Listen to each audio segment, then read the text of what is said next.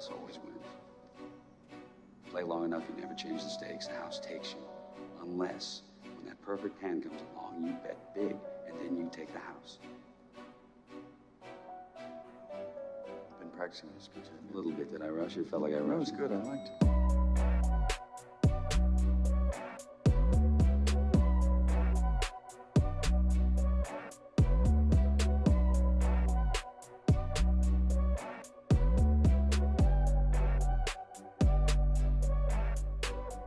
What's up, everybody, and welcome back to the Big Easy Bets podcast. I'm your host, Logan. With me in the studio, Nick Von Brick. What up? This is episode 211. Bowl season rolls on. College football playoffs. The quarterfinals are here, and we're going to the final week of the NFL regular season. We're going to give you our best bets for each. Hit the like and subscribe button. The Big Easy Bets podcast is brought to you by BetStamp. If you're looking for a place to place these bets, if you're looking for a place to have all the odds in one place that you don't have to shop around, BetStamp is the app for you. You can help out our podcast in the process. Click the link in the description. Episode 211, hit the like and subscribe. We are absolutely dominating the bowl season right now. We currently sit at 22-8-2. When it's a crapshoot this year, it's gone our way. Bowl season, you have to get extremely lucky. You don't know everything about opting out. People are in the portal. They're still playing. You don't know who cares to be there, this and that. It's completely turned the season around. It makes us look like we know what we're talking about. I would put 22-8-2 up there with just about anybody else's bowl season record. Yeah. So we're going to speed through the recap, give you all of our best bets, a lot of bowl games left, a really good week of college football ahead of us, and then the final NFL regular season week to see who's in, who's out of the playoffs. We'll start it off with the Saints with another abysmal week yet again. Every single week when it feels like it can't get much worse, it does. But there's one silver lining, and it's going to come in the form of Arch Manning. That's the only way we fulfill the prophecy. Arch Manning, we got to be terrible next year. We're going to have to lose every single game. But I think we have the guys to do it. I think we're pretty fucking terrible. We'll see which direction we decide to go in terms of head coach. We were just talking about it.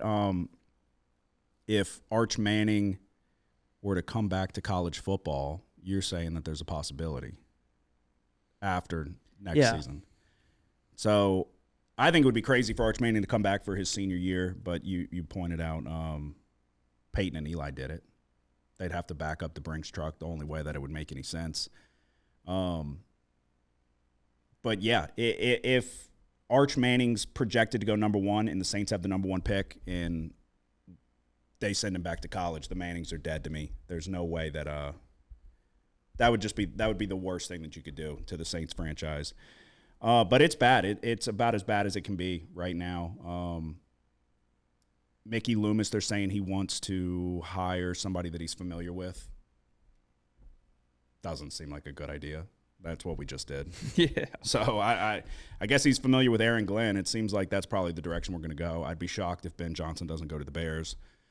I want a young, offensive-minded head coach. I feel like that's the way you have to go with the league today. So, but we'll see. Cam Ward did not play the second half of the Pop-Tart Bowl, and everybody is pissed about it. And I'm not really entirely sure why, because it's the fucking Pop-Tart Bowl. You're lucky to see him play at all. He played the first half, played well. His team was winning by 3. He doesn't come back out and play the second half. You have everybody coming out of the woodwork to say he gave up on his guys and he only cared about the record that was chaseable. And he got the record and then obviously doesn't play the second half.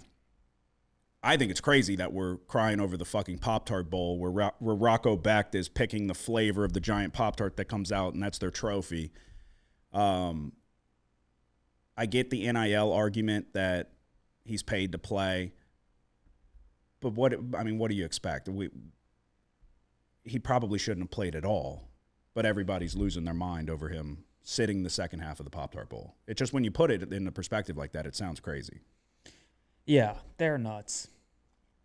I mean, he could have, even, I get his team was winning, but Colorado, for example, they let Shedeur and Hunter play way too long into that game. Yeah, you saw at the end of the game, Shedeur. He grabbed his leg. I'm like, oh my God, you got down. I get you have hypothetically you have a small chance to still come back, but it was 33-7 and he was still in that, and it was 5 minutes left in the game. Yeah, no, that's the point where if it's week 6 of the regular season, you're sitting him.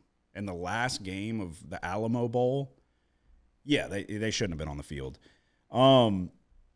But, yeah, I think it's crazy. Everybody's bent out of shape over Cam Ward sitting in the second half. Malik Neighbors had a chance to break a receiving record at LSU. He stayed in the game up until the moment he broke that record in the first quarter, and then they got him out. Nobody said anything. Saquon Barkley next week's going to have a chance to break the single-season rushing record in the NFL. As soon as he breaks that record, they're going to take him out of the game. And he has a right to go try to break that record if he wants to, and then they don't need him to play anymore because they've already locked up their spot. There's no giving up on your guys, and I don't know. People are weird. I had no issue with it because I didn't expect him to play at all. So, and that was part of the handicap. We were on Iowa State. I felt like there was a good chance he doesn't play the second half. I texted it to you before the halftime even hit. 2 more things, then we'll get to the recap. If you had to pick today, if you had to vote, Josh Allen or Lamar Jackson for MVP? I think it's really close, but I'd go with Josh Allen. Okay. Why is that? I think when you look at the entire season, what the Bills had a deal with, they'd have a rookie wide receiver come in and a nobody and Khalil Shakir. Okay. And, okay. They have to trade for Amari Cooper. Yeah. He's just done a lot with, I guess, not a lot of big name help. Yeah, I think the answer is simple. Josh Allen will be the MVP of this season without question, and he should be. And it's because – start from the top with preseason expectations. Everybody thought the Bills were going to fall off. They lost Diggs. They lost Gabe Davis. They lost skill positions of players on the outside. So nobody had high expectations for the Bills. Lamar Jackson, outside of a horrific offensive game plan in the playoffs last year, they were expected to go to the Super Bowl. They were favored in that game against the Chiefs, if I remember correctly. But also on top of that, he has fucking Derrick Henry in the backfield who's also in contention for the MVP. If you've got 2 players on the same team on the same side of the ball that are in contention for the MVP, you're kind of out by default. Josh Allen has Khalil Shakir as his best offensive weapon outside James Cook, I guess, but best wide receiver. Like you just said, they had to go out and get Amari Cooper. The defense is not good. You have the Bills sitting at, 13-3 right now, so they have a better record than the Ravens, and he doesn't have Derrick Henry to hand the ball to. It's without question Josh Allen. Lamar's playing incredible. Don't get me wrong. I know all the people are going to hop in the comments and say that Lamar Jackson, you're hating on him or whatever. I'm not. I have a Lamar Jackson jersey sitting in my closet. Josh Allen's the MVP of the league, and it's not particularly close. So what he's been able to do with the Bills, if the Bills won 8 games this season, nobody would have batted an eye at it. They would have said, yeah, they missed their window. They missed their run. And we expected this. But no, they've won 13, 14 games, and they're on a fast track. They're the Super Bowl betting favorite right now. So that's why Josh Allen's going to be the MVP of this league. Last thing, an underrated part of the NFL season is late end of the year when you get to watch all the teams. You get to watch the fan bases have to watch their team win a meaningless game and cost them a draft pick, like the Giants. Yeah. The Giants were going to get the number 1 pick. All they had to do was lose this game and then go lose the next one. Then they beat the Colts. They're returning kicks for touchdowns. Malik Neighbors is having a career day. They're screaming out, fuck your tank. And the players, yeah, I mean, you got to convince players to not play hard and go out there. It's not going to happen. But if you're a Giants fan, you got to be absolutely sick to your stomach because you had the quarterback of your choosing, whoever you wanted, you can go get them. And then y'all went out and beat the Colts with Joe Flacco under center. What happened to Richardson? He got hurt? Yeah. Or they bench him again? No, he's banged up. Okay. Yeah, made of paper. But I think that's hilarious where it happens every year where a team loses wins a meaningless game and kills their draft position. Yeah, who has the number 1 pick now? The Patriots? I think so. Yeah. Yeah, they're not going to pick a quarterback. Yeah, in theory it's okay because I think the Giants go to 2. I could be wrong on that though. Yeah, I know the Raiders winning last week and then now winning this week. Yeah, the Raiders are kind of really making a late season push. Fucking idiots. Trying to pick outside the top 10. Yeah, morons. But I think it's just hilarious. It sucks if you're a fan of that team, but I mean, my God, I get it. You got to convince people to give up on the season, and they're getting paid. They probably got incentives and all kinds of shit. So it's just not going to happen. But it's always funny to watch the reactions. So we'll do a very quick run through of another extremely profitable week. 11-6, really 11-5 from last week, but we had the USF San Jose State under 61 rollover. So 11-6, and it started off tough because that USF San Jose State under 61 went to 5 overtimes, I believe. It took, what did we say? There was a 3rd and 1. They had a chance to ice it, right? Yeah, and San Jose State's not a very good running team. Yeah. So they got stuffed, had a punt, and USF really kind of struggled to move the ball downfield. They finally did. And then they had to convert on a couple conversion downs. And then they doinked it off the upright and banked it in to send the game to overtime. The moral of the story is that we go 11-6. That should have been a winner. That the fact that this goes to overtime and then 5 overtimes is ridiculous, but I think it was 24 all whenever 27 all going into overtime. So yeah, you doink in a field goal to even force overtime after you don't pick up the 3rd and 1. Then we had Toledo +7. They won the game outright by 2, I believe. Yeah, another 6 overtime game. They won 48-46 over Pitt. Then we had 2 losers in a row. K-State -7 got in a hole really fast. They ended up coming all the way back. I think they were down 17 at one point. They ended up winning by 3. A horrible, horrible performance from Kansas State's defense, giving up 41 points to Rutgers. Bowling Green -8. They lost by 7. An extremely frustrating game. This was one of those. It just did not go even remotely how I thought it could. Then we started rallying off some winners. Navy +3. They got in a big hole to Oklahoma, ended up clawing all the way back and won the game by 1. Oklahoma, you got to tip your cap to Brent Venables. He went down there, scored, and said, we're going for 2. We're getting out of here with a win or a loss. We're not going to fucking 6 overtimes like Toledo and Pitt. Either way, it didn't matter for us, but Navy got the stop. They win the game. They cover the 3. Vanderbilt +3. This was your lock as well. Yeah. So, yeah, you hit the nail on the head. I said it's Pavia or nothing. Vanderbilt was in control of this game for pretty much the entire duration. So Vanderbilt +3, they win by 8 points. Yeah, we survived a weather delay in that. Yes, we were 2 minutes away from being okay. 55 minutes in a weather delay. You got to hit at least 55 minutes, and your bet will stand. They won by 8. I think they were up 3 scores. Yeah. Georgia Tech made it way closer than it actually was. But so we were sweating out a weather delay, and we're worried that we were going to potentially lose an easy winner. But they came back out and played the game, finished it. Arkansas, Texas Tech. This one will make you absolutely pull your hair out. Texas Tech was 1.5-point underdogs. They lose by 13. Arkansas, their first 3 drives, I think it was, each drive was 3 plays, a minimum of 75 yards and a touchdown. Texas Tech could not have any type of resistance. So bad play. Taj Brooks didn't play. He was expected to. So I guess late scratch. I don't know. That's the gamble with bowl season. Syracuse -16. This one was about as sweaty as it could get because this was one where I bet more on this than I should have. This was one of those games where we were saying you get these games where it feels like they can't make the number big enough. It went from a touchdown in favor of Syracuse all the way up to like 20 points it might have closed at, either 19 or 20. Washington State blocked a punt for a touchdown early. They had a scoring drive to start, and they had 21 points in the blink of an eye. Syracuse ended up getting it together. They win by 17 points exactly. So we covered the 16 there. And then USC Texas A&M was extremely frustrating. Texas A&M had a chance to basically take a chokehold on this game. I think they could have went up 31-7, if I'm not mistaken. They had a chance to go up 31-7. Yeah, they were definitely up 24-7. Yeah, and I think they had the ball with a chance, and then somehow they lose the game. The secondary's fucking terrible. Mike Elko said it himself. They can't defend the forward pass.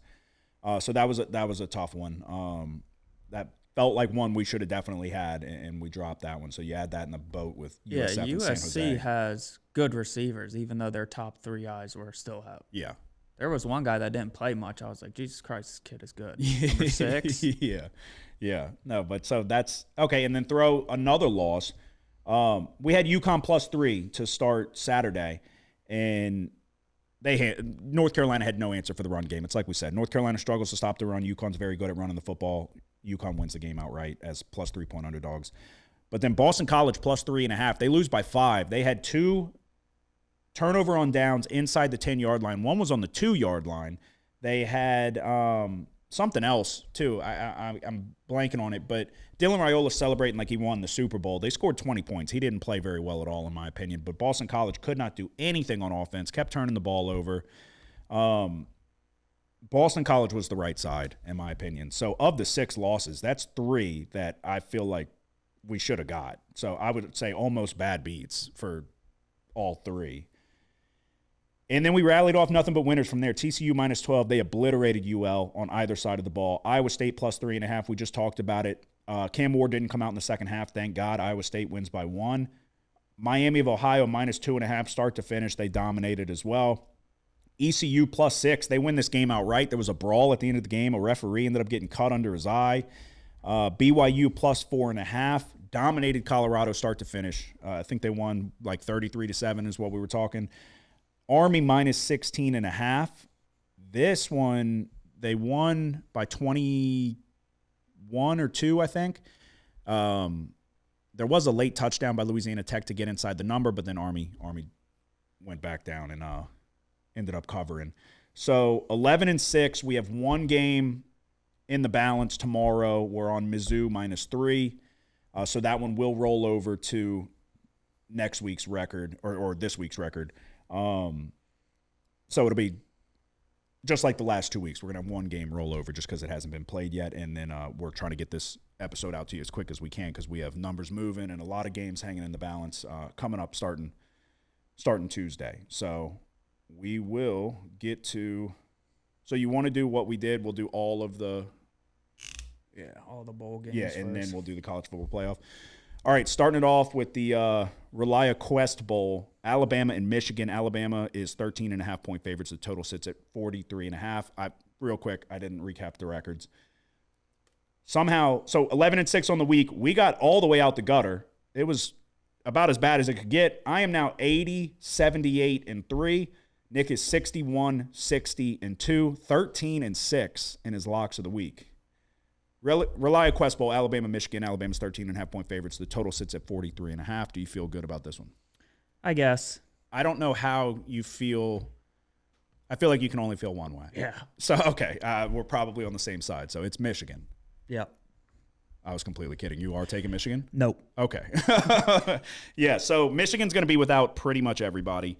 First-round defensive tackle Mason Graham. Cornerback, first-round talent, Will Johnson. Both running backs, Donovan Edwards, Khalil Mullings. Tight end, Colston Loveland, to name a few. There's even more than that. At least that's what I saw. They're not expected to play. Did you see otherwise? No, you got it right. Okay. As far as Alabama, Milrose says he's playing. Is that definitely going to happen? Obviously, things are subject to change. Jahad Campbell, the linebacker, says he's going to play. Left guard, going to play. Malachi Moore, All-American safety, is out with an injury, so he is not going to play. Starting corner, Devonta Smith, is also not going to play. This number's grown. It's sitting at 13.5 points in favor of Alabama. I don't know how you go any other direction, so it sounds like we're in agreement there. There were 13.5. Edwards is definitely out. Mullins is probably going to be out. Yeah, I saw that.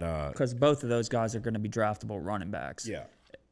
And then you mentioned it on the defensive side of the ball. That's 2 projected top 10 picks with Will Johnson and Mason Graham. So Michigan, without their running backs, Michigan's offense, the only thing they can really kind of do is run it. Alabama's not a bad team against the run. The way you really take advantage of Alabama is if you can take advantage of their secondary. And then if Milroe plays, I don't know. I just don't think Michigan even has enough to kind of keep this close, you know? Yeah, I agree. This was an already poor Michigan team to start at full strength, and now you're losing first-round talent, quality running backs. They didn't have anybody at wide receiver to begin with. So, yeah, if you're betting Michigan, I would love to hear the rationale on why. You've got DeBoer in a season, first year without Nick Saban. They missed the college football playoff when it expands to 12 teams. They had a bad loss to Oklahoma, not a spectacular showing in the Iron Bowl. This would be a good opportunity for Alabama to kind of end the season on a high note against the team that just won the national championship last year, albeit a down year and a bad Michigan team, but still, it's still a big name. So, yeah, we're laying the points, 13.5 with Alabama. The Tony the Tiger Sun Bowl, Louisville and Washington. And this is your guess is as good as mine bowl because who's in, who's out, I have no idea. It looks like for Louisville, they're going to be without Tyler Shough. Wide receiver Ja'Cory Brooks, their leading wide receiver by far. As far as Washington, Damon Williams Jr. started in place of Will Rogers against Oregon. That appears to stay the same. It looks like he's going to get the start. The thing here is, I mean, there's so much uncertainty surrounding this game. This one's really difficult to kind of get a beat on. Running back Isaac Brown, as far as I can tell, is going to play for Louisville. He's an absolute stud. That's, in my opinion, going to be the matchup. Washington's defense is 96, grading out against the run. Isaac Brown's a really good 1,000-yard rusher, averaging over 7 yards per carry. It looks like Harrison Bailey is going to get the start at quarterback for Louisville. Not a lot of experience, but can Washington stop the run and contain Isaac Brown? This is Belichick's son's last game before he goes to North Carolina with his dad. Which way are you leaning in this one?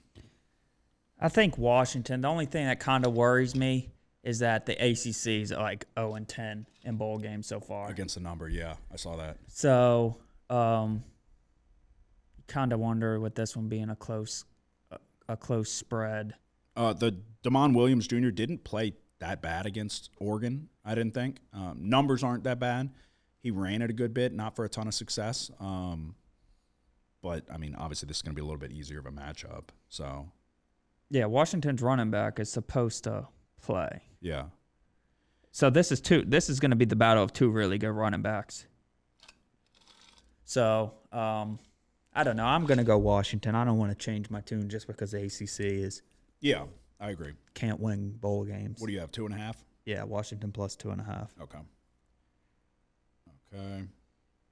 So there you go. We're going with the Huskies in the Tony the Tiger Sun Bowl.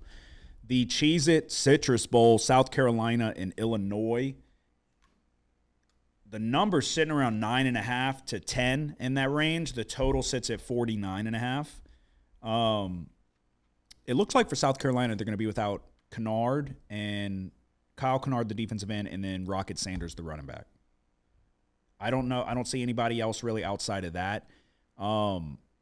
As far as Illinois, it looks like just a wide receiver, Pat Bryant. Yeah. But Altmaier's coming back, so they're pretty much going to be at full strength. I lean Illinois, but it's not like strong enough to if you can convince me on South Carolina. Yeah, it's tough. I mean, neither team's missing like a ton, you know? Like these teams being where they're at, you would expect maybe more players to be out for these teams. The thing I get worried about with Illinois is that South Carolina was really finishing the season pretty strong. Mm-hmm. Illinois, on the other hand, it kind of felt like they were losing some steam towards the end. Yeah, I mean, they won their last three, and, miraculously, they've scored 38 points the last three games. You know I like Altmaier. But South Carolina's defense, like I've said, might be the best in the country. Taking Kennard out of the equation is obviously a hit, but they've got plenty of other pieces there. And then with Lenore Sellers, is Illinois going to be able to stop him? Like Rocket Sanders being out, not good, but Lenore Sellers is kind of making plays with his feet and doing. So I'll let you make the call. I'm down to go either way. Oh shit, we'll go Illinois. Okay, you sure? Yeah. All right, Illinois plus 10. Yeah, I mean, I like Altmaier. He makes good decisions. He doesn't really turn the ball over, only 5 interceptions on the year. How much is – I'm sure they're going to pay Sellers a bag, so how much are they going to, really care about the Cheez-It Bowl? You know what I mean? Like, he's going to be a high commodity. Next up on the list, we've got the Texas Bowl, and this is, we'll see. Baylor and LSU. Baylor's 3.5-point favorites. This line has been growing in favor of Baylor. The total sits at 59.5. LSU's got a lot in the transfer portal. You've got starting wide receiver C.J. Daniels going to Miami, Sage Ryan, the safety, going to Ole Miss, Pimpton, the tight end. You've got Womack on the D-line. You've got, obviously, Will Campbell, Emory Jones are opting out for the draft. Mason Taylor and Kyron Lacey also opting out for the draft. Other potential people that could opt out, Greg Penn, the linebacker, Garrett Dellinger was dealing with an injury. Major Burns is a potential opt-out, or is he might transfer, right? This is it for Burns. Is it his last year? Okay. I think Burns will probably play. Which, I mean, who cares? But I mean, it's probably better than not having him. Yeah, I guess. But it looks like Braden Swinson, Zy Alexander, Josh Williams, the running back, Savion Jones, the defensive end, they all say they're going to play. As far as Baylor, not much going on in the portal. Backup quarterback Taquan Finn is going. But then other than that, they have a safety that's played a good bit, and then a defensive end. Outside of that, there's really not anybody else. So, and Baylor can throw the ball around a little bit. So, what are your thoughts here? Yeah, I think LSU's dealing with a lot. Yeah. The starting tackles are going to be out, and then in my opinion, your best offensive threat, pass catcher Mason Taylor is out. So. And your second best, and arguably, but yeah, he's like. I know you're not high on Kyron Lacey. I would say Anderson's more reliable. Well, than C.J. that, Daniels is gone, and yeah. Yeah, but Daniels was kind of like, so you still have Hilton, you still have Aaron Anderson, and then whoever else. Tradez Green is the only scholarship tight end left on the roster, but he should definitely be a big part of the game plan. I don't know. I'm not a big fan of Baylor's defense, so that's why I kind of disagree with the line growing. What about an over? I'm going to take LSU plus 3.5. You are? But I wouldn't disagree with the over. Okay. It would be a great opportunity for Nussmeier to just go out and light it up, set the tone for next season, put a good taste in everybody's mouth. Last 5 games of the season, Baylor went 38, 37, 49, 20, and then 45.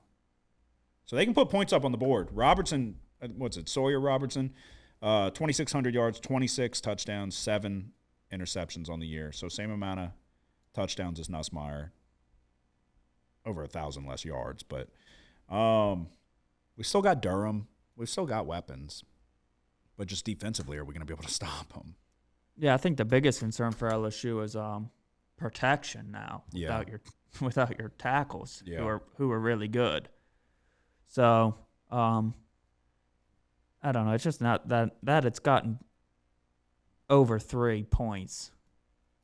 I still think I believe in Nussmeier, and it's never wavered even throughout all the crazy shit he's done. Yeah, I mean, he's done some crazy shit. And he's done some miraculous stuff, too. Yeah, he has. I'll go over. Over 59.5. So you're going to do LSU with the points. This is only the second time we've not been on the same side throughout bowl season, and we won them both when we did. So, all righty. So Nick's going to take LSU plus 3.5 in the Kinder's Texas Bowl. I'm going to take over 59.5. And then now we go to – so we're going to do all the regular bowl games, and then we're going to save the college football playoff for last. We'll go to the Tax Slayer Gator Bowl. You've got Duke taking on Ole Miss. Ole Miss is 17-point favorites. The total sits at 51.5. This number's been growing in favor of Ole Miss. Which way are you going in this one? Ole Miss. Yeah, I feel like this is one of those. How do you go the other way, Yeah, Duke, Malik Murphy transferring. The backup's also transferring. Yeah. Henry Bellin, the fourth, is going to start. 57% completion percentage for his career, 3 touchdowns, 1 interception. He appears to have some rushing stats, too. So possible dual threat, but not a lot of experience this year. I think it's tough going against Ole Miss. Jackson Dart is going to play. Last game, too. The thing here is that Ole Miss, their wide receiver, Wells and what's the big guy's name? I don't know why I'm blanking on his name, but he's like one of the best wide receivers. Trey Harris. Yeah, Trey Harris. Trey Harris is probably not going to play, I would guess. And then Wells was dealing with an injury as well. Yeah, but I think Ole Miss's defense, a third-string quarterback, it's kind of too much to ask. Yeah, they're going to be without Chris Paul Jr., the linebacker, who's Yeah. one of their better players on the defensive side. But it says Walter Nolan. So the D-line is where they make their money. That they get after the quarterback. Walter Nolan, Jared Ivey, Princely, Uman, Milan, they all plan to play, it says. Trey Harris is dealing with an injury, has been for quite some time. And don't get me wrong, I'm going to hop on Twitter, and I'm going to try to message all these guys, see if we can get a response. Yeah, Star Thomas for Duke is in the portal. I don't know how you go any direction other than Ole Miss. The line keeps growing. It's telling you, obviously. We're maybe a little late to the boat, but Ole Miss minus 17 in the Taxler Gator Bowl. Next up, you got the Serve Pro First Responders Bowl. Texas State's 14.5-point favorites, give or take. Total sits at 63.5. I will defer to you again. I don't. Yeah, ordinarily, if we didn't have college football playoff games, I would consider this game to be my lock. Really? I'm gonna take Texas State minus 14. Okay. Chandler Morris transferring to Virginia. They're without 3 other starters on offense. North Texas is not a really good running team, and their defense is pretty bad. Texas State has a pass rush that can really take over a game, so I kind of expect the pass rush to give North Texas some issues here. We're going to take Texas State minus 14. Okay. Yeah, and there's 14s widely available. I just checked. You got them at 5 different books. All right. Texas State minus 14 in the Serve Pro First Responders Bowl. Duke's Mayo Bowl, Minnesota taking on Virginia Tech. Minnesota 7.5-point favorites. Total sits at 42.5. How are you feeling about this one, Jalen? Yeah, this one's tough. Jalen Lane, a lot of people, a lot of production out for Virginia Tech. Jalen Lane's out. Daquan Felton's out. 2 wide receivers. Aeneas Peebles on the D-line is out. Bashal Tootin were not spotted at a recent practice. Virginia Tech could be down 14 starters. Kyron Drones, Colin Schlee, both of them ended the year injured. Drones is not expected to play, so it's going to be Schlee or Pop Watson at cornerback. I've seen Schlee a couple times. He's not bad. Yeah. He's not bad. He's a little mobile as well. But that's a lot of production. Jalen Lane's one of the better wide receivers that they have. In the transfer portal for Virginia Tech, starting left tackle, starting center, starting cornerback, Delane, he's coming to LSU. The center's coming to LSU as well, Braylon Moore. Starting safety. So they're going to be without a lot of production. For Minnesota, it's really just – it's not as much, I'll tell you that. I feel like kind of got to go to Minnesota, I think. What are your thoughts? You think? Yeah, if I knew Schlee was going to play, maybe I'd stick with Virginia Tech here, but 7 and a hook. It doesn't seem like it's 100%, you know? Yeah, I mean, Virginia Tech's defense is not very good. And then you've got an offense that was not as good as expected, and they're going to be without a lot of production. So, and if Bashal Tootin doesn't go, he's their best running back by far. So, yeah, it says the right guard, Caden Moore, defensive tackle, Williford Penne, and then a strong safety, all were not spotted at practice. Yeah, I'm going to lay 7.5 with Minnesota. What about you? Yeah, that's what we'll do. I don't love the hook by any means, but this Minnesota team at their peak is not bad. They gave Penn State a run for their money. Their style of play, I think that they can have some success. And then the last one before we get to the good ones, the Bahamas Bowl, Buffalo and Liberty. Buffalo's 2.5-point favorites. The total sits at 50.5, give or take. Obviously, we know Caden Salter went to Colorado. They're going to be without their starting left guard, starting right tackle, starting left tackle, a lot of the offensive line. As far as Buffalo, it looks like the kicker and then a wide receiver, but they're going to be at relatively full strength other than them. What are your thoughts on this one? Yeah, Buffalo's not very good, but Liberty being without 3 starting offensive linemen and a starting quarterback, also a starting defensive lineman. Yeah, Bryce Dixon. I don't know. It's a lot to ask Liberty to put together a game here, I think. So I'm going to go Buffalo -2.5. Yeah, so Jamie Chatwell said that the players in the portal are not going to play and he expects more. So, yeah, we'll go Buffalo. All righty, so that leaves just the college football playoff. It's what we've all been waiting for. Starting it off with Tuesday. Tuesday's going to be a really good football day. New Year's Eve, you got games all day. Starting it off with Alabama, Michigan, and ending with the Fiesta Bowl, the quarterfinals of the college football playoff. Number 6 ranked Penn State taking on number 3 ranked Boise State. The total sits at 11.5 in favor of Penn State. I'm sorry, Penn State's favored by 11.5. The total sits at 53.5. Of the 4 games, which one's your lock? I don't know. Oh, okay. It's either going to be Ohio State, Oregon, or Georgia, Notre Dame. Okay. So I was going to say rank which one. This will be my least confident. Okay. All righty. Well, I'll go first then. And don't let me fool you in thinking that means I'm confident, because I wouldn't say that. Okay. I'll just let you know right now I'm going to take Boise State. I feel like if you followed this podcast, if you followed our show from day one, you know I've ridden Boise State since Hank Bachmeier was beating Florida State. So they're going to make it all the way to the college football playoff. There's no way I can't back them. This is a Penn State team that we were low on. We took SMU.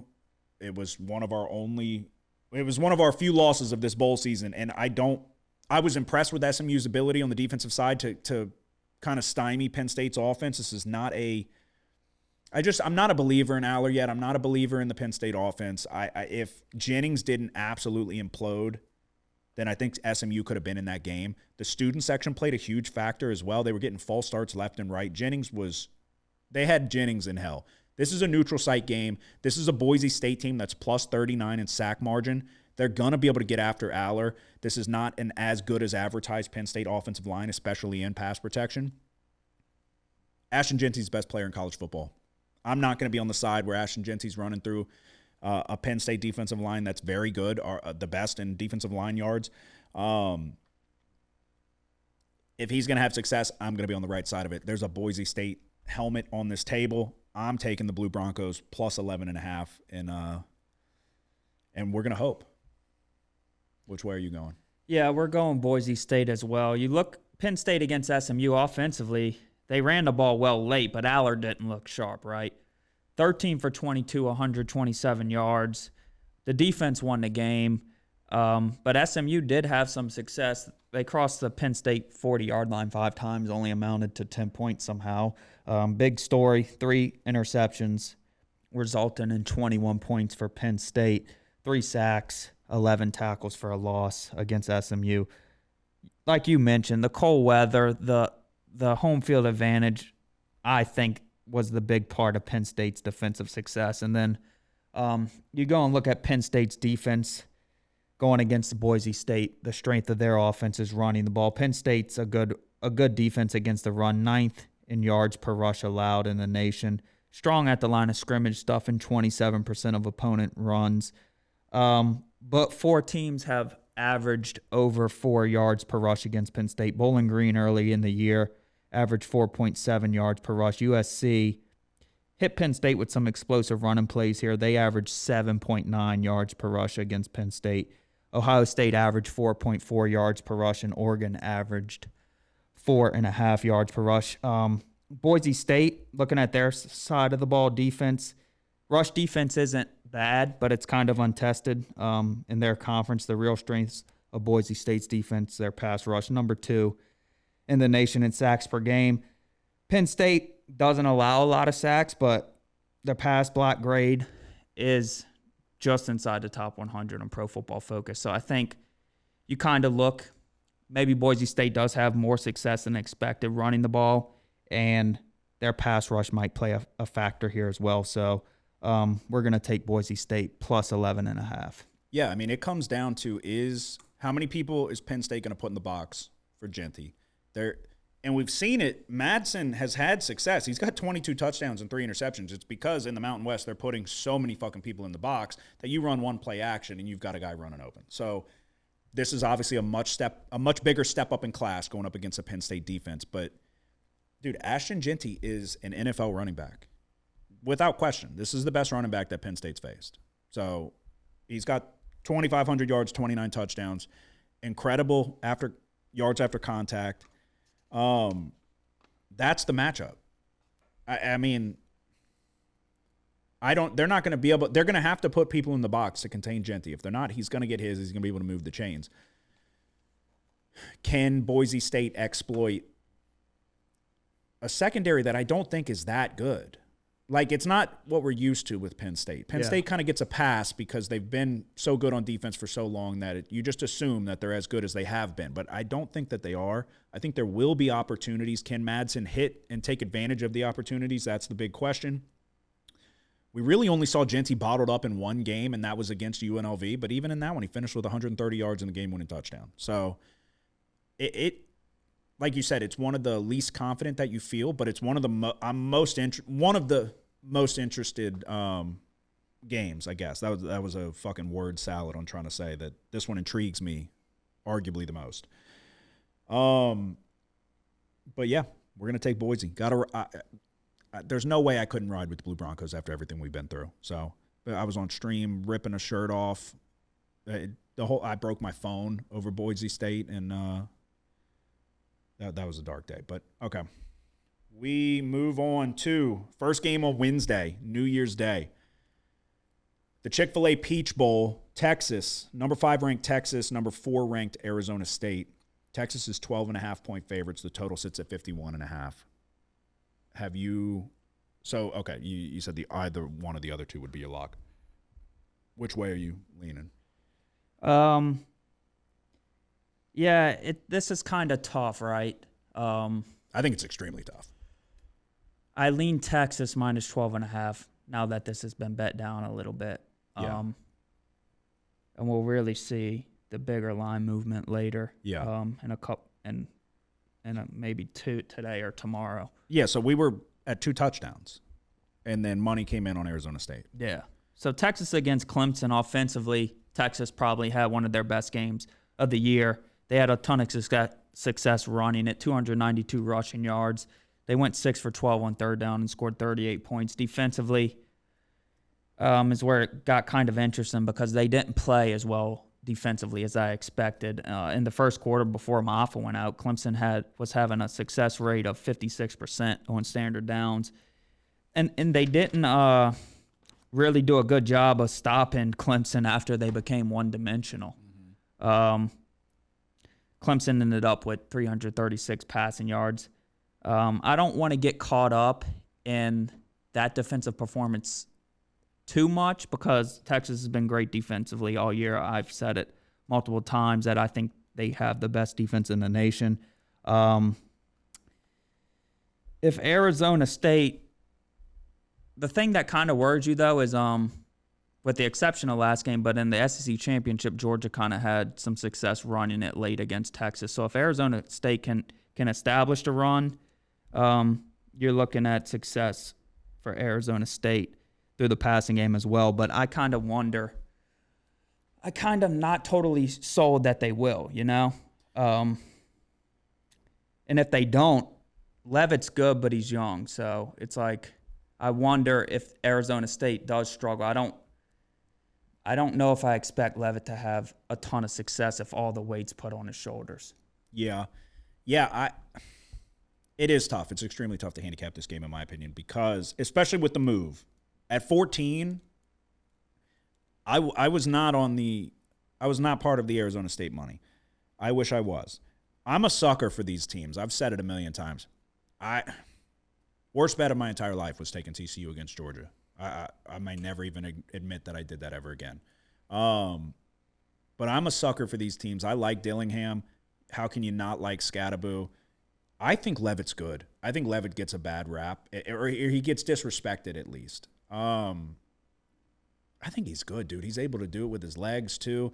And if Scatterbo's going to have the success running the football that we've seen for basically the entire year, I think that they can get Texas in a situation where on their heels a little bit and put some points up on the board. Defensively is what really worries me because they're bad on third down. They're really bad. Is Texas going to have as much success running the football as they did against Clemson? Obviously you would expect them to have more, but they hit a lot of explosives. It was a 77-yard touchdown. I think there was another explosive as well. Arizona State's going to probably want to lean on Scatterbo and slow it down. They already play at a relatively slow pace. I kind of lean Arizona State, but I'm. It's just the Levitt's ability with his arm, with his legs. I think they can run some read option stuff with him and Scatterbo and potentially get them in difficult positions. But yeah, so you're going Texas, or you don't know yet? I'm gonna go Texas, and the main reason is because when you dive into the box scores, and Arizona State stepped up in class this season. Early in the year against Texas State, which is a team that would Texas State finish in the Sun Belt 7-5 or something like that. Yeah. They gave up 400 yards of offense. They were outgained against Texas State. Texas State was 8 for 17 on third down. Texas State turned the ball over 3 times and lost a really close game there at the end. And then against Kansas, they gave up 411 yards, 7 for 13 on third down. UCF, they were outgained by 146 yards and won a really close game. So I guess on the one hand, you can look at it like, okay, even when this team's outgained, they're still in games and they have a chance to win. But the way I kind of look at it is like when you're stepping up, this will be the best team they played all year without a doubt. I don't know. I kind of think that luck runs out. So I'm going to go Texas. I think Arizona State's outmatched. It is a big number too, though. So it's like if they're sitting up 17 points and they got another game to go, like they got bigger fish to fry, Arizona State's going to go backdoor if they have the opportunity. Like they're not going to give up. So I think I'll take Arizona State because I can live with sitting there and knowing that I'm an idiot and watching Texas run it up. But I can't live with myself if I sit there and Scatterbo's running over Texas's fucking linebackers and they're having fun and Dillingham's doing what he does on the sideline. I do think this Arizona State team's good. I do think they can put Texas in a position to where they're on their heels, and maybe Quinn Ewers has a Quinn Ewers game. And then maybe we see Arch, but maybe it's too late. They got to come from behind and then win by 7. Or maybe they just kill him. I don't know. But, yeah, I'll go Arizona State, plus 12.5. Alrighty. Have you decided which one's going to be your lock? Yeah. It's going to be Notre Dame, Georgia. Okay. Then we'll go to the Rose Bowl, Ohio State and Oregon, a rematch of earlier in the year. This was the game where Will Howard slid with no time left on the clock. Ohio State's favored, 2.5 points. Total sits at 55.5. Which way are you going? Ohio State. It's no secret. Oregon's defense isn't great. They struggle at the line of scrimmage. They only stuff 14% of opponents' runs against good teams. They really struggled. They gave up 221 rushing yards against Boise State and 34 points. Penn State. In the Big Ten championship game, Penn State had 523 yards of offense, scored 37 points. This is a Penn State offense last week that didn't really look nearly that good. Ohio State, they gave up 467 yards and 31 points. Ohio State found success last time against the Tennessee defense, putting up 473 yards of offense, 42 points. It was kind of, you've been waiting all year for this to happen. Yeah, it's crazy. It's crazy what you do when you throw the ball to Jeremiah Smith. Yeah. all of a sudden you can have success. Ohio State, top-tier defense. I think the defense does a little bit better here in the matchup, so in the rematch. So we're going to take Ohio State minus 2.5, nearly the lock. Yeah, there was no way I was going any other way. Under 3 points, I got to take Ohio State, and I'm invested in Ohio State with a future that I gave out when we did our look-ahead episode before the season even started. It's the only one I made, still riding it even after the Michigan debacle. It's the defense for Oregon, exactly what you just said. Them giving up over 500 yards of offense to Penn State is, especially at the point in time where you're supposed to be really clicking and playing your best football, I don't know. I think there's higher upside for either side of the ball for Ohio State if you just need competent play out of the corners. But I love what they're able to do with the safeties and the versatility that they provide with Downs and Ransom. And then just run the football until you can't run it, and then throw it to Jeremiah Smith. As soon as you can't run it, throw a deep ball to Jeremiah Smith, and good things are going to happen. Ohio State minus 2.5 is the play in the Rose Bowl. And then the final play of the week, and not of the season, but of the week, the All-State Sugar Bowl. I guess we'll just play it. So this is going to be your lock of the week. There is no such thing as a lock. It's a lock, Kramer. You've had this thing under control for almost 3 years now. But it's a lock. They need that fucking juice. They need that next bet. They need, come on. Yes! When they win, they go fucking crazy. You're a bad motherfucker. Go in that shower and grab your fucking nuts. Hold on one second. So, All-State Sugar Bowl, Notre Dame, 7th ranked, taking on the number 2 ranked Georgia Bulldogs. Georgia's 1.5 point favorites. The total sits at 45.5. Which way are you going? Yeah, we're going to go Notre Dame plus 1.5. I think Georgia. I thought you were going Georgia. No. Oh, my God. I love Notre Dame. Yeah, I'm going Notre Dame plus 1.5. I think Georgia looks vulnerable. Now they're without Beck. I'm not buying into Gunner, whatever his name is. I thought for sure you were going to take Georgia. I understand. So, like, there's been some fluctuation here in the market. Earlier, when these lines were released, Georgia received some money. I understand why that happened. They did well stopping Texas from running the ball. I do question if Leonard can take advantage of the Georgia secondary. But with that being said, I'm more on the side of the buyback now with Notre Dame back to Notre Dame plus 1.5. Georgia kind of struggles against stopping running quarterbacks. Against Milroe, they gave up 7.3 yards per rush, 117 rushing yards, and 2 rushing touchdowns. Against Jackson Dart, who can run, but it's not like a super big-time rushing threat. He gave up 6.3 yards per rush against him. And then against Haynes King, they gave up 4.6 yards per rush, 110 yards, and 3 rushing touchdowns. Overall, I think Notre Dame can find success running it. Leonard's ability adds another dimension to that, his rushing ability, especially when Georgia goes man coverage. Notre Dame rush defense is better than I thought. I think it was kind of a reassuring performance against Indiana. I just think without Beck, even though we're not big believers in him, I think it's still a big downgrade. So I think Georgia struggles when they're forced to pass here. So I'm going to go Notre Dame plus 1.5 for the lock of the week. Okay. Yeah, I just placed Notre Dame as one of my biggest bets of the season. I love Notre Dame. I've once upon a time, I said I would follow Riley Leonard to the end of the earth. I said we should have took, in the preseason look ahead, we should have took Notre Dame to make the college football playoff. I think it was plus money. The one concern would be injuries. Love is looking a little banged up, but then took a fucking 96-yard touchdown to the house. And then the D lineman is not going to play, the one we're talking about. So that's a big hit. But outside of Texas didn't know what this guy could do because they didn't have film on him, coming out and with a second-half touchdown that absolutely shit down my throat. Outside of that, he didn't do anything. We know he can take a hit because he died on the field and then managed to not fumble. But I've been extremely low on Carson Beck.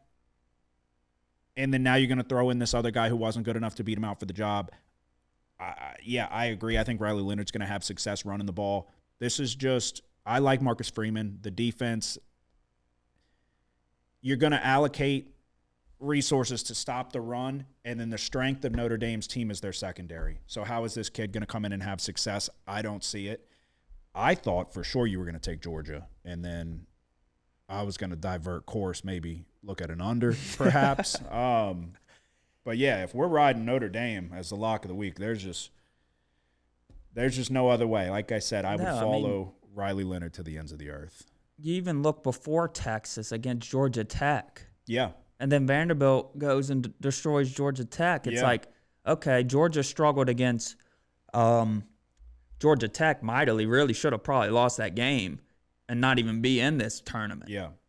And then they let Haynes King run all over them. Yeah. It's Georgia Tech wasted that game away. It shouldn't have went to overtime at all, let alone 8 overtimes. And then Georgia Tech was too scared to fucking run a draw to go win the game.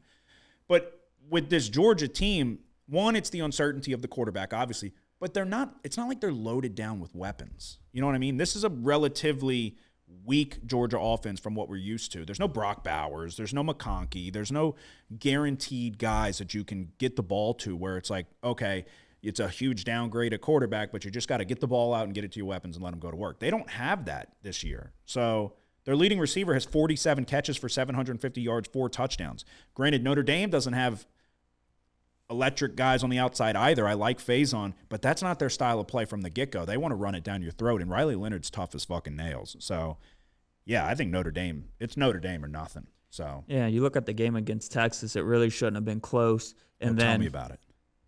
He comes out in the second half, does a good job on the first drive and leads Georgia to a touchdown. But then after that, he gets sacked. It's a fumble. And it's going to be a scoop and score, and it barely rolls out of bounds. And then he throws what should have been a pick six. And then really Georgia's success after that was Georgia being able to establish the run. It wasn't like this kid came in here and won the game for Georgia. Yeah, you're making me relive the biggest bet I've placed in quite some time. And I would put it up there as one of the worst beats I've had ever. So, yeah, no, they should have got obliterated by Texas. It shouldn't have been close. But Quinn Ewers is Quinn Ewers. So, yeah, and it's over a week of preparation for Marcus Freeman. Time between with Notre Dame. Even Leonard kind of did look a little hobbled sometime in that their last game against Indiana. Yeah. But look, you got over a week to rest up. I think Notre Dame comes in here and proves a point. Yeah. Yeah, I'm with you. Alrighty, that is our best bets. Like I said, we have been absolutely taking them for all they've got in bowl season. 22-8-2 overall. To recap our best bets coming up, Alabama minus 13.5 in the Relia Quest Bowl. Washington plus 2.5 in the Tony the Tiger Sun Bowl. Illinois plus 10 in the Cheez-It Citrus Bowl. The Kinder's Texas Bowl, I'm going over 59.5. Nick is going LSU plus 3.5. We'll do the same. We'll do it in the exact order that we just did. The Tax Slayer Gator Bowl, I'm on Ole Miss minus 17. We both are. Serve Pro First Responders Bowl, we're both on Texas State minus 14. Duke's Mayo Bowl, we're both Minnesota minus 7.5. The Bahamas Bowl, we're both Buffalo minus 2.5. Wasn't there something else, or is that it? No, that's it. And Okay. then it's the playoff. Yeah. And then the quarterfinals, the Fiesta Bowl, I'm taking Boise State plus 11.5. No, we both are. Sorry. I'm fucking all over the place. Boise State plus 11.5. This is where we differ. The Peach Bowl, Nick is taking Texas minus 12.5. I am taking Arizona State plus 12.5. The Rose Bowl, both on Ohio State minus 2.5. And the Sugar Bowl, we are both on Notre Dame plus 1.5. That is our best bets for bowl season. It's been an incredible bowl season, the best we've ever had since we started the show. A complete get-out-of-the-gutter week, but if we do it one more time, then this is going to look like we had an incredible college football season, and I wouldn't have it any other way. So, alrighty, that is our best bets for college football. We'll quickly recap the NFL and then give you our best bets for that. So the way we're doing this episode, obviously, it is Sunday night. The early lines have come out. I currently have my lock of the week is in play currently. The Falcons plus 4 was my lock of the week. They're up 14-7. Washington's got a 4th and 20 from their own 45, so Falcons about to get the ball back. 2.5 minutes to go in the first half. So we're looking good there. outside of that, we haven't really looked good on anything. So what we're going to do here, the Falcons play will roll over to next week just because it's currently in play as we're recording this. And that's going to make my record look bad because it was a bad week. Steelers +3 got obliterated by the Chiefs on Christmas Day. Ravens and Texans under 46.5. It always helps when the Texans don't score anything on the offensive side of the ball. A safety was the only reason they got any points on the board. Ravens killed them, which was your lock of the week, -5.5. Then we had the Patriots +4.5, and that was not good. That was a bad play. Saturday, they lost 40-7. Gerard Mayo might have to be a one-and-done coach, and I don't know. I couldn't tell you the last time I've seen a one-and-done coach. Cowboys +9.5. We got good closing line value. I thought Jalen Hurts would be out. He was. Kenny Pickett came in. Even Kenny Pickett got hurt. Tanner McKee, you've probably never heard of him. If you've listened to the show, you've heard me talk about him. NFL talent, NFL arm when he was at Stanford. I still remember the game. E.J. Smith, Emmitt Smith's kid was running well. I still remember that fucking game. That was a bad beat. I live in this perpetual cycle of bad beats with Stanford starting out that season and fucking blowing a game with Tanner McKee at quarterback. Well, he came in. He had all the success in the world throwing to A.J. Brown. The Eagles beat the dog shit out of the Cowboys 41-7. Closing line value doesn't fucking matter when your team gets beat by 4 points. Packers +1.5. Can't catch a break. Packers with another slow start. They get back in it late. They had a chance to they had a 2-minute warning, 3 timeouts, get a stop, get the ball back. They play action, throw to Darvin Ham, and a play action throw to Cam Akers. And the Vikings win the game by 2. They were able to ice it after that. And then the Bears over. Forgot I even took it. To be quite honest with you, wish I would have just took the fucking Bears +3.5. I said, I'll just take an over because it's Thursday and we have to bet the fucking Thursday game. I did over. I don't even know what the number was because it doesn't matter. It was 6-3. So I don't think it hit. Again, Falcons lock of the week looking good, 14-7 with the ball. But that'll roll over to next week, and that has me at 1-5. Updated record would be 47-58. Not good. And it was not bad a couple weeks ago. We were right there. We were at a crossroads where if we go left, we're going to have a good year. If we go right, it's going to be a bad year. We went right, and I'm trying to fucking turn around, but they're dragging me right. You started out 2-0. Sunday, you had Panthers +8, Packers +1.5, just like I did. So you go 2-2 on the week. You hit your lock, though. Brings you to 25, 34, and 1, and then 6-11 in your locks of the week. Yeah.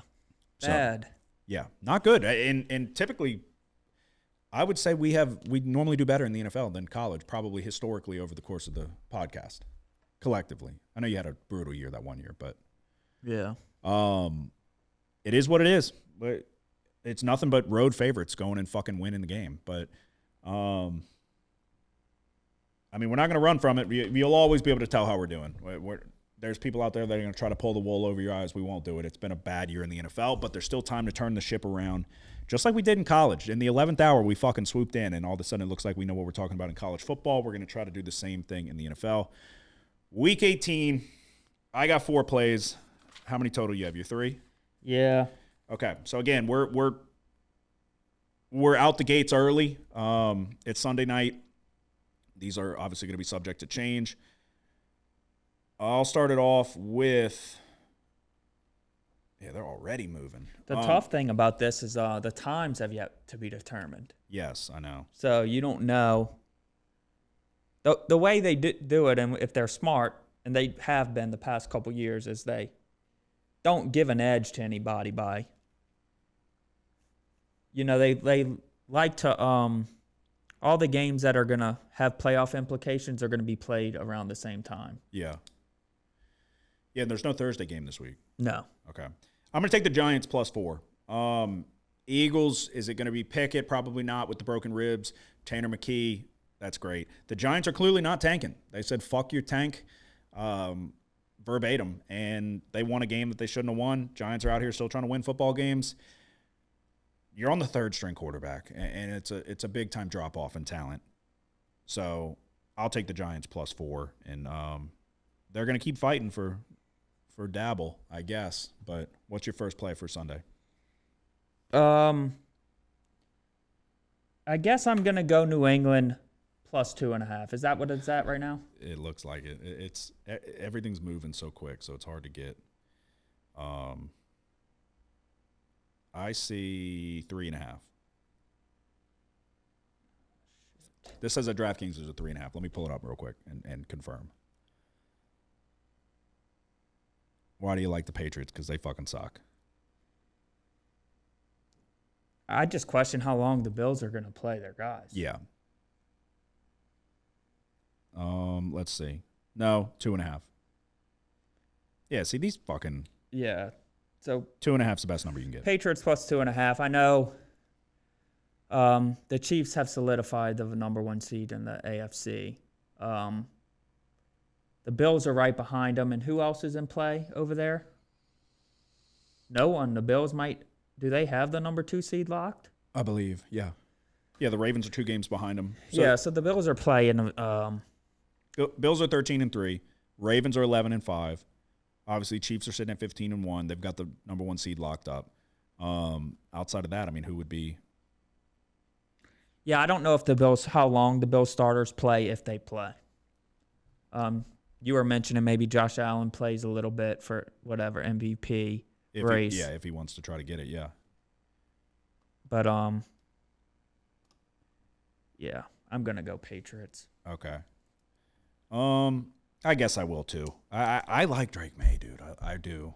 But actually, he came back in the game. But does he go into concussion protocol? Because he left the game and came back, and that fucking killed it dead in the water right there. Yeah, I didn't watch the game, but I was looking at the box score, and I saw Brissett. Yeah. Had thrown a pass. Yeah, not good. And I was like, what the hell? And no, I think if they cleared him to come back into the game, then he should be good. Okay. All right, I'm going to scratch that one off. I am going to take the Bears plus 10. I'm going to do it. I don't know why I'm going to do it, but I'm going to do it.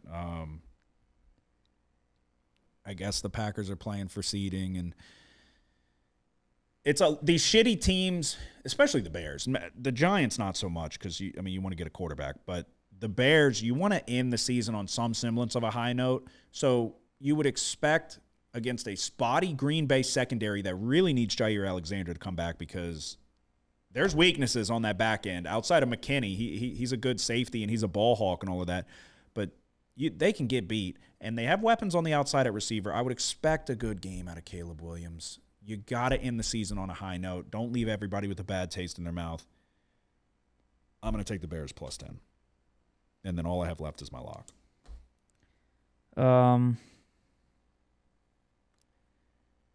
I want to take Detroit, but is there anything under 3? Let's find out. Juice 2.5, like they always like to do around the key number. Yeah, I mean, DraftKings has. Oh no, that's for tonight. I'm tripping.